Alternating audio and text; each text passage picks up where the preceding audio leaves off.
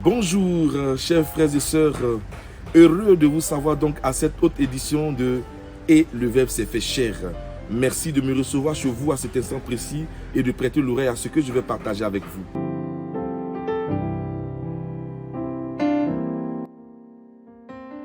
Je voudrais donc intervenir sur un thème assez très sérieux. Il est tiré de Tobie, le chapitre 8, le verset 4. Tobie disait, lève-toi à sa tendre épouse, nous allons prier. Aujourd'hui, demain et après-demain. C'est tellement beau d'entendre une parole venant de son époux. Frères et sœurs, j'ai compris en méditant profondément ce passage que sans la prière, on ne peut absolument rien. Voyez-vous, l'épouse de Tobie a vécu des expériences difficiles et douloureuses.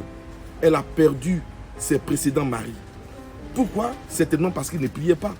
C'est vrai, on parle souvent d'un démon qui donc menaçait la vie de cette femme au point où ce démon-là tuait toujours les époux qui venaient à elle.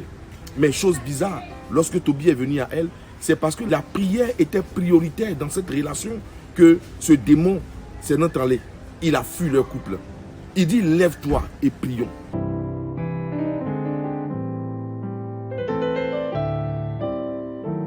Je voudrais appeler mes frères et sœurs ce matin qui m'entendent à se lever à prier. Arrêtons de nous morfondre, de geindre, de murmurer, de pleurer inutilement. La solution à ce que nous vivons comme difficulté se trouve dans la prière. Qu'attends-tu pour te lever? Lève-toi et nous allons prier. Je voudrais t'inviter ce matin à la prière, à reconnaître simplement que c'est dans la prière qu'on trouve le réconfort, la consolation, le soulagement et toute la réalisation des promesses de Dieu dans nos vies. Je t'invite aujourd'hui à entendre cette voix. Tu traverses des difficultés. Ton mari ne t'écoute plus. Il est sur le point de partir. Tu risques de perdre ton emploi. Tu dis que tu n'arrives pas à enfanter.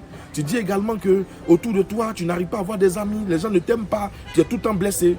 Mais sais-tu que la prière est la solution à tout ce que tu vis?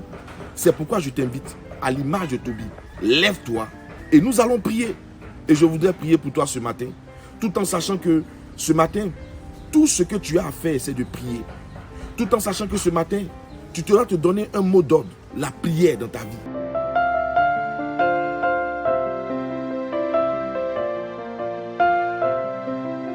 Tu ne peux pas passer une journée sans prier. Tu ne peux rien faire de ta vie sans prier. Toute action que tu dois mener doit être d'abord suscitée par la prière, accompagnée par la prière et couronnée par la prière.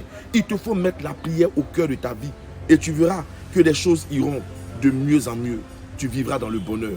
Je voudrais prier pour toi. Toi qui n'arrives pas à prier et qui dis, oh Seigneur, avant je priais, aujourd'hui je n'arrive plus à prier. Même dire un rosaire, je n'arrive plus à le faire. Je veux prier pour toi. Toi qui sembles avoir perdu le goût de la prière, je veux aussi prier pour toi. Est-ce que tu peux baisser la tête de là où tu es et mettre la main droite sur ton cœur? Et je prie. Mon Dieu, toi qui nous as appris à prier en disant, quand vous voulez prier, dites, notre Père qui est aux cieux. Seigneur, tu sais que la prière est capitale pour chacun d'entre nous. Au point où tu nous as appris à prier. Tu ne nous as pas appris à avoir la foi. Tu ne nous as pas appris à avoir autre chose. Mais la prière, elle, tu nous l'as apprise. C'est pourquoi je veux que tu étendes ta main puissante sur toutes les vies qui nous écoutent ce matin et que tu leur donnes cette grâce de la prière et que tu motives chacun, Père, à une vie de prière. Que Seigneur notre Dieu, cette onction pour la prière inonde chacune de nos vies et nous donne d'être toujours attachés à toi et de chercher ton intimité. Merci infiniment pour ta grâce. Merci pour ton amour manifesté dans nos vies. Quand j'ai prié, mon Dieu m'a entendu. Mon Dieu m'a répondu.